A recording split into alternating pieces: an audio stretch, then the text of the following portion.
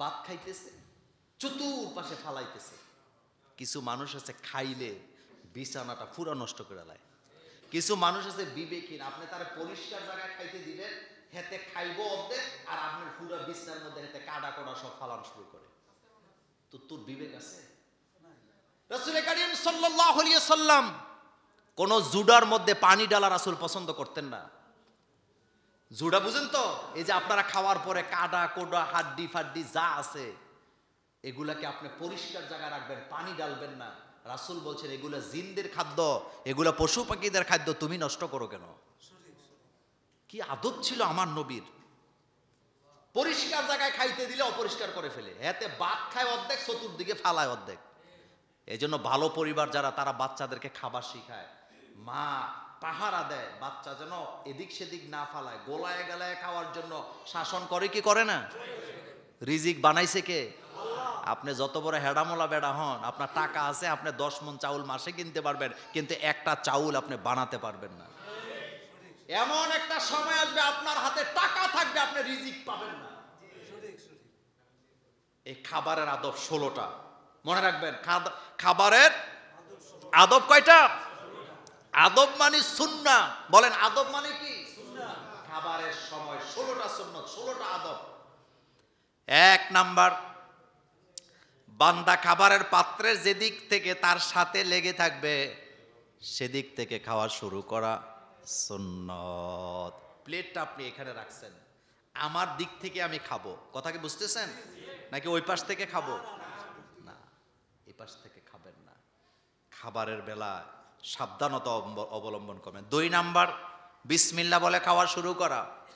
খাবারের দোয়া বিসমিল্লাহি ওয়া আলা, কথা কয় না, বলেন বিসমিল্লাহি ওয়া আলা বারাকাতিল্লাহ।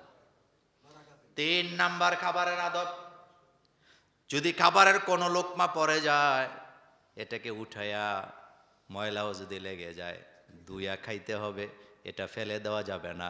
আমি যার কাছে বাইজাবি পড়ছি, আমার ওস্তাদের একটা কাজ আমার এখনো চোখে ভাসে। হুজুর মাঝে মধ্যে ক্লাসের মধ্যে চা খাইতেন, আমি দেখতাম হুজুর আঙ্গুল দিয়ে চাটা মুছে মুছে খাইতেন। আমরা জিজ্ঞেস করলাম হুজুর এভাবে চা কি কেউ মুইসা খায়? হুজুর হাসি দেয়া কয়, শেষ জায়গায় বরকত বলেছেন মুহাম্মদ সাল্লাল্লাহু আলাইহি ওয়াসাল্লাম। কি আলেম ছিল তারা, চিন্তা করুন তো। চায়ের কাপ মুছে মুছে খায়, আপনি খাবেন বলুন? আপনি তো চায়ের নিচে যেটা থাকে এটার ময়লা মনে করেন। আর আমার ওস্তাদকে আমি দেখছি চায়ের কাপটা এভাবে মুছে মুছে খাইতো, এত পরিষ্কার। কিছু কিছু মানুষ আছে, সে যখন ওই প্লেটে খায় ওই প্লেট মনে হয় যেন পরিষ্কার হয়ে গেছে। আমার কলেজার ভাইয়েরা, 4 নাম্বার খাবারের আদব হলো, সুন্নত হলো খাবারের প্লেট পরিষ্কার করে খাওয়া, তার ভিতরে কোনো কিছু রেখে না দেওয়া। আর আমাদের দেশে নতুন ফ্যাশন বাইর হয়েছে, কোনো কিছু খাইতে দিলে একটু রাখিয়া দেয়, দেখছেন না? তুই ভদ্র। হযরত ওমর রাদিয়াল্লাহু তাআলা আনহু একটা অনুষ্ঠানে খাচ্ছিলেন, আরেকজন ওমরের দিকে তাকায় তাকায় হাসতেছে, আর ওমর রাদিয়াল্লাহু তাআলা আনহু প্লেটটা চাটতেছে। কি করতেছেন? চাটতেছে। লোকটা হাসতেছে আর মনে মনে বলতেছে দেখো ওমর কিভাবে খাচ্ছে।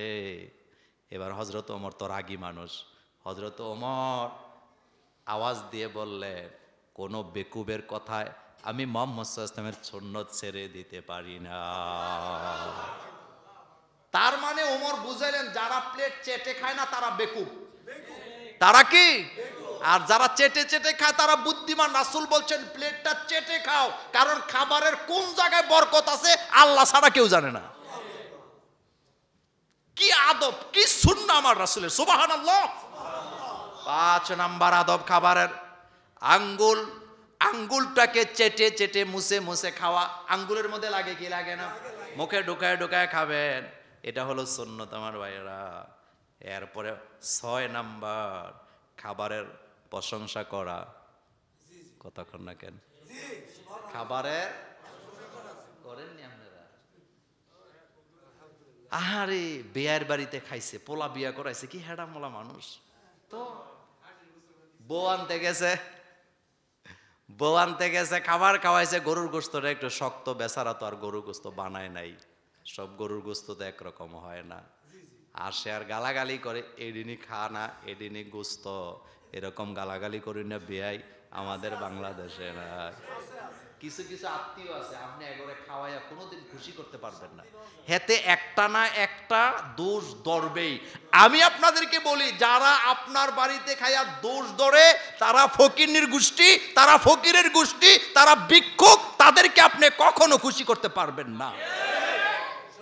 আর যারা ভদ্রলোক ভালো মানুষ আপনার বাড়িতে যা খাবে বলবে আলহামদুলিল্লাহ, কারণ রিজিক কে দেয়? মানুষ যে কত নিমক হারাম হয়, বেয়ের বাড়িতে খায় 100 জন 200 জন 500 জন লইয়া মায়ের বাপের বাড়িতে খাইয়া এরপরে আবার বদনাম করে তুই ভিক্ষুক, তোর বিবেক নাই। তো আপনারা রাগ করতেছেন? রাগ করতেছেন? কথা বলতেছি কার? আপনার লজ্জা নাই? আপনি আরেকজনের বাড়ির খাবার খায় আপনি বদনাম করতেছেন। আপনি কয়দিন খাওয়াইছেন মানুষকে? আমার কলিজার ভাইয়েরাম, খাবারের আদব 16টা মনে আছে তো? 6 নাম্বার গেল খাবারের প্রশংসা করো। 7 নাম্বার, পানি পান করার সময় সুন্নত হলো পানিটা 3 বারে খাওয়া। এটা আমাদের মধ্যে নাই, গপ গপ করে খায় এরপরে নাকে মুখে উঠে, এরকম আছে না? নাই। ধীরস্থির ভাবে পানিটা খাবেন, ডান হাতে। কোন হাতে? বাম হাতে কোনো কিছু নিবেন না, খাবেন না, ডান হাতে নিবেন। পানিটা ডান হাতে নিয়ে 3 বারে খাবেন, একটু খাবেন হালকা, এরপরে আবার খাবেন, আবার খাবেন, এভাবে করে কয়বার? খাবারের 8 নাম্বার আদব হলো যখন অনেক লোক একসাথে খাইতে বসে, খাইতে বসলে আপনি আপনি ডান দিক থেকে তাদেরকে দিবেন। কোন দিক? এই জিনিসটা আমি সবসময় বলি। এই যে খাইতে বইছে 10-12 জন, পিসা হুজুর বইছে বাম পাশে, সাধারণ একটা লোক বইছে ডান পাশে, কারে দেন? কিন্তু আপনারা দেন কারে? মুরব্বী সর্দার পিসাবরে আগে দিস, হুজুরে আগে দিস। মোল্লা নাজিমা খাইতে বইছে, সাধারণ মানুষও খাইতে বইছে, কি মহব্বত কি ভালোবাসা, কয় মোল্লা নাজিমরে আগে দাও। আগে দিবে কারে? ডান। ডান কোথায় দিবে? একটা হাদিসে আসছে, কোন মর্যাদাশীল ব্যক্তি যদি বসে তাকে আগে দেওয়া যায়, তবে উত্তম হলো ডান পাশ থেকে দেওয়া। আলহামদুলিল্লাহ বলবেন না? 9 নাম্বার, যখন খাইতে বসবেন, মেহমান যখন খাওয়াবেন, অহেতুক খাবার আয়োজন করবেন না। মোল্লা নাজিমরে খাওয়াইব 10 রকমের আইটেম, কোনো দরকার নেই, 2টা-3টাই যথেষ্ট। কথা মনে থাকবে না? কয়টা যথেষ্ট? এটা আপনাদের জন্য বলি, আমি আবারও বলে দেই, এটা শুধু আমার জন্য আপনার জন্য না, আমিও পারি না এটা আমল করতে। আরেকদিনও বলছিলাম, খাবারের আয়োজনে অনেক বেশি আইটেম করা এটা সুন্নতের খেলাফ। এটা করা উচিত না। এই জন্য মেহমানদারির মূল থিম হইল অল্প আইটেম দিয়ে খাওয়াই দেওয়া। বেশি আইটেম করলে কোনোটারই মজা পাওয়া যায় না। 10 নাম্বার, প্রয়োজন ছাড়া বাম হাতে খাওয়া হারাম। বুঝেন নাই? কি? আপনি ডান হাতে ব্যথা সমস্যা, খাইবেন বাম হাতে সমস্যা, কিন্তু প্রয়োজন ছাড়া বাম হাতে খাওয়া যাবে না। অনেকে আছে বাম হাতে লয়, ডান হাতে খায়। নাই? এরা বলে ভদ্রলোক। কিসের ভদ্রলোক? আপনি ডান হাতেই লইবেন, আপনি ডান হাতটা পরিষ্কার করে আপনি নিবেন। 11 নাম্বার, দাঁড়িয়ে পান আহার করা, এটা মাকরু। আমাদের দেশে চটফটি খায় বইয়া না দাঁড়ায়া। কিছু মানুষ আছে হাঁটে আর খায়, পকেটের মধ্যে বোট কয়টা লইছে, বাদাম লইছে, আডে আর চাবাইতেছে, এরকম আছে না? ছোটবেলা দেখছি গ্রামে মুড়ি বাজতো। আপনাদের মুড়ি এখন তো আর বাজে না, এখন তো কিনা খায়। মুড়ি কতগুলা কোষার মধ্যে লইয়া হাঁটে আর না। 12 নাম্বার, হেলান দিয়া খাওয়া নিষেধ। রাসূল সাল্লাল্লাহু আলাইহি ওয়াসাল্লাম এটা কখনো করতেন না। হেলান দিয়া খাওয়া নিষেধ। সুবহানাল্লাহ বাইজা কইেন। ইসলাম যে কত সুন্দর, হেলান দিয়ে খাবেন না, সুন্দরভাবে বসে তারপরে খাবেন। ব্যাখ্যা দিলাম না, অনেক কথা সামনে আছে। 13 নাম্বার, খাওয়ার পাত্রে ফু দিতে নিষেধ করেছেন মুহাম্মদ সাল্লাল্লাহু আলাইহি ওয়াসাল্লাম। একটু খেয়াল করে, আল্লাহর নবী 1500 বছর আগে বলে গেছে, খাবারের মধ্যে ফু দিবা না। আর চায়ের মধ্যে ফু দিয়ে আমরা খাই কি খাই না? বিজ্ঞানীরা বলেছেন এখন একটা বিজ্ঞান আপনাদেরকে কয়, বিজ্ঞানীরা বলা, বিজ্ঞানীর বাপের জন্মের আগে মুহাম্মদ সাল্লাল্লাহু আলাইহি ওয়াসাল্লাম বলে গেছে খাবারের মধ্যে ফু দিবা না। কারণ আমরা যেটা গ্রহণ করি এটা অক্সিজেন, আর যেটা আমরা ত্যাগ করি, কথা কয় না কেন, হ্যাঁ, কার্বন ডাই। তো এটার মধ্যে জীবাণু আছে না নাই? জীবাণু আছে। মুহাম্মদ সাল্লাল্লাহু আলাইহি ওয়াসাল্লামের সাথে আপনি বিজ্ঞানীর তুলনা করেন, আপনি বেকুব, আপনি মূর্খ মিয়া। আপনার বিবেকে এটা যায় না কেন? যেই যুগে বিজ্ঞানের কোন মাইক্রোস্কোপ যন্ত্র আবিষ্কার হয় না, সেই যুগে মুহাম্মদ সাল্লাল্লাহু আলাইহি ওয়াসাল্লাম বলে গেছে কোন খাবারের মধ্যে ফু দিয়া খাবা না। রাসূল বলে গেছে খাবারের মধ্যে ফু দিবা না। এজন্য চায়ের মধ্যে ফু দিবেন না, আস্তে আস্তে খাবেন, প্রয়োজনে একটু পরে খাবেন। এরপরে আমার কলেজার ভাইয়েরা 14 নাম্বার, খাবার খাওয়ার সময় গুনায়া উনায়া বিনায়া খাবারের দোষ বের করা, এটা সুন্নতের খেলাফ। বউ রান্না করে দিছে, আজকে লবণ হয় নাই, কালকা হলুদ হয় নাই, পরশু মরিচ হয় নাই, এগুলি লিয়ে সংসারের ভিতরে ঝগড়া আছে না? না। তা আপনি একদিন রান্ধেন না তো এটার পাইবেন। আপনি একদিন রান্না করেন, আপনি যে বউর দোষ ধরেন, অনেক কথা সামনে আছে, আমি ব্যাখ্যা দিলাম না। আপনি যে বিবির দোষটা ধরেন, আপনি যে আপনার স্ত্রীর রান্নার মধ্যে দোষ ধরেন, আপনি একদিন রান্না করেন, দেখি পারেন কিনা। এখন তো গ্যাসের চুলা রান্না করে, এমনও দিন আমি দেখছি, আমার মাকে দেখছি, আমি আমার চাচি জেডিদেরকে দেখছি, লার্কির চুলা 3 দিন 4 দিন বৃষ্টি, লাকড়িগুলো আদা ভিজা, চুলাটা ভিজা, নিচে দিয়ে মুখ দিয়ে ফু দিতেছে, উপর দিয়ে আগুন জ্বালাইয়া এই চুলার মধ্যে রান্না করে পুরুষদেরকে খাওয়াইছে। এটা যে কত কষ্ট, এদের খাবারে যারা দোষ ধরে তারা নিমক হারাম। আপনি একটা ডিম ভাজার যোগ্যতা আপনার নাই, আপনি বউর খাবারের মধ্যে দোষ ধরেন। আপনি মানুষ নিয়ে খাবারের দোষ খোঁজা যাবে না। আপনার স্ত্রী আপনার জন্য একটা ডিম ভাজছে, ডিমটার এক জায়গায় লবণটা একটু বেশি পড়ছে, আর এক জায়গায় কম পড়ছে, আপনি বলবেন আলহামদুলিল্লাহ ডিমটা অনেক মজা হয়েছে, তবে লবণটা যদি সব জায়গায় থাকতো আরো মজা হইতো, তাইলে খুশি না বেজার? পরের দিন ডিম বাঁচতে গেলে লবণ এমন ভাবে মাখাবে আপনি টেরই পাবেন না। আর আপনি যদি করেন এই হেই হেই কি বাচ্চা, তো আপনারে কি সম্মান দিব? তবে এর চেয়ে বালা পারুম না, খাইলে খাও না খাইলে বাগো। তো সম্মান তো আপনি হারাইছেন, সম্মান আপনি নিজেরটা নিজে নষ্ট করছেন। এই জন্য সম্মানের জায়গায় থাকার জন্য চেষ্টা করবেন।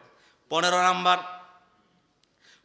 নাম্বার রাসূল করিম সাল্লাল্লাহু আলাইহি ওয়াসাল্লামের আরেকটা সুন্নাত হলো খাবারের পরে যারা আপনাকে খাওয়াইছে তাদের জন্য, তাদের সন্তানদের জন্য মনে মনে দোয়া করে দিয়ে যাবে। এখানে একটা গুরুত্বপূর্ণ পয়েন্ট আছে, সেটা হলো আপনি কাউকে খাওয়াইয়া দোয়া চাইবেন না, আর আপনি কারো বাড়িতে খাইলে আপনি তার জন্য, তার ছেলে মেয়ের জন্য মনে মনে দোয়া করে দিয়ে আসবেন। রাসূল করিম সাল্লাল্লাহু আলাইহি ওয়াসাল্লাম বলেছেন, কোন মেহমান যখন কারো বাড়িতে খাওয়ার পরে তার সন্তানদের জন্য, তার জন্য দোয়া করে, মেহমানের দোয়া আল্লাহ কবুল করেন। এই জন্য দোয়া চাইয়েন না। অনেকে খাওয়াইয়া কয় ভাই দোয়া করেন আরো যাতে খাওয়াইতারি, এটা বলার দরকার নেই। আপনি এটা বলেন আপনার আবেগে, কিন্তু দোয়া চাওয়ার কোনো দরকারই নাই। এটা আগেই কবুল হয়ে গেছে কার দরবারে? যে যত বেশি মেহমান খাওয়ায়। আবার আমি খাওয়ানোর লেগে আপনি করে করতেছেন, উল্টা বুঝছেন না। যে যত বেশি মেহমান খাওয়ায় তার ঘরে আল্লাহ তত বেশি বরকত দেয়। আপনি একটা জরিপ করবেন। জরিপটা কি? ভাই 2 জন, বোন 3 জন, বোনদেরকে বিয়ে দিয়ে দিছে। 2 ভাইয়ের মধ্যে এক ভাই আছে এমন ডাহাইতের ডাহাইত, বোনদেরকে 10 বছরে একবার খাওয়ায় না। আরেকটা ভাই আছে প্রতি বছর 3 বার 4 বার বোনদেরকে আইনা খাওয়ায়। আপনি খবর নিয়ে দেখেন, যেতে খাওয়ায় না বোনদেরকে, তার ঘরের বাথরুমে লাইট নাই, বারান্দার মধ্যে আলো নাই, ঘরের ভিতরে মাকড়সার বাসা। আর যেই ভাইটা বোনদেরকে খাওয়ায়, আপনি খবর নিয়ে দেখেন তার ঘরে আলো বরকতের কোনো অভাব নাই। আপনি জরিপ করেন না, আপনি জরিপ করে দেখেন না, আপনি জরিপ করেন। 4টা ভাই বোন আছে, বোনদেরকে যারা খাওয়ায় তারা ভালো থাকে, যারা খাওয়ায় না তাদের শান্তি নাই। তুই মনে করছ তোর বোনদের না খাওয়ায় তুই বড় লোক হবি, পারবি না, পারবি না, তোর কপাল পোড়া। তোর কপাল কি? তুই ফুফুদেরকে খাওয়াস না, তোর কপাল পোড়া। এ কথা কত যে ওয়াজ করছে আপনাদেরকে। এই জন্য বোন ফুফু তারা আগে। কয়টা বোন? বলেন না কেন? মুখ দিয়া বলেন বোন, ফুফু এরা আগে, শালি পরে। শালি আবার কইবেন কাজ্জা লাগাই দিছেন। বোন আর ফুফুরা আগে, এরা রক্তের, এরা রক্ত, এদেরকে খাওয়াইলে বরকত বাড়বে। শালিরে খাওয়াইলে বরকত বাড়বে না এটা কিন্তু বলি নাই, কিন্তু রোল নাম্বার আগেটা বোন আর ফুফু, এরপরে খালাম্মা। আমার কলেজার ভাইয়ারা 16 নাম্বার খাবারের আদব 16টা বলছিলাম, সুন্নত 16টা। 15 নম্বরে বললাম আয়োজকদের জন্য দোয়া করা। 16 নাম্বার সর্বশেষ কথা, খাবারের পরে আল্লাহর শুকরিয়া করা, আলহামদুলিল্লাহ বলা। আলহামদুলিল্লাহিল্লাযী আত'আমানি ওয়া সাকানি ওয়া জাআলানি মিনাল মুসলিমিন। খাওয়াই কে? এই গেল খাবারের 16টা সুন্নাহ বা আদব।